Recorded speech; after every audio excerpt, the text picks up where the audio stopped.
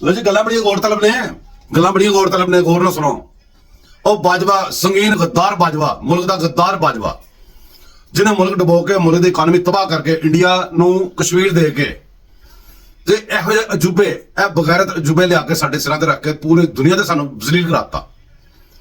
ओ बाजवा ओ जिहदी कांपे टांक रही है, एक लफ्ज याद करो मियां नवाज शरीफ दा, उन्हें कहा सी बाजवा साहब आपको साथ देना पड़ेगा। ते बाजवा पुत्र साथ दा टाइम आ गई, तैयार जा आ रही तेरा अब्बा, ओ आवे ओ ना आवे, ओ तेनू माफी देवे ना देवे, तू मुजरम सिर्फ होंदा नहीं गा, तू पूरे पाकिस्तान का मुजरम है। ओ तेनू नहीं छड़ना चाहिए। अगर तेरा अदारा तू अपने अदारे वास्ते भी मसले खड़े किए, तू अपने अदारे को बदनाम किया, अपने अदारे को जलील किया है, पूरी फौज का पूरी दुनिया के इमेज खराब किया है। तू पाकिस्तान का घट मुजरम है, तू फौज का ज्यादा मुजरम है। फौज का चीफ बन के तू बड़ा गर्क किया सारी फौज का भी। ते फौज के इमरानडू ते कादियानडू भरे ने, अदारे च इमरानडू ते कादियानडू भरे ने।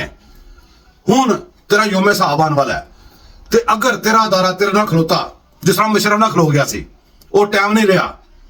ए इमरान खान जिहड़े काम कर रहे हैं ना, असी कह रहे हैं गलत कर रहे हैं, असी क्यों साडा अदारा सानू साहस है।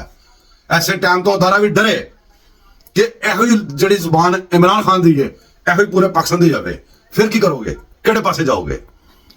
एनफ इज एनफ, बस कर दो, बस कर दो, बस कर दो। ए कुत्ते अपने सानू दे दिओ, अपने कुत्तियां दे नाल ना खलोवो। इन्हां कुत्तियां नाल खलोगे तुसीं कुत्ते कुत्ते ही होगे, ना खलोवो। इन्हां कुत्तियां नूं अपने हत्थां नाल मारो, साडे सामने मारो, इस पाकिस्तान दे विच रख के मारो, इन्हां नूं नस्ल ना दिओ, ख्याल करो।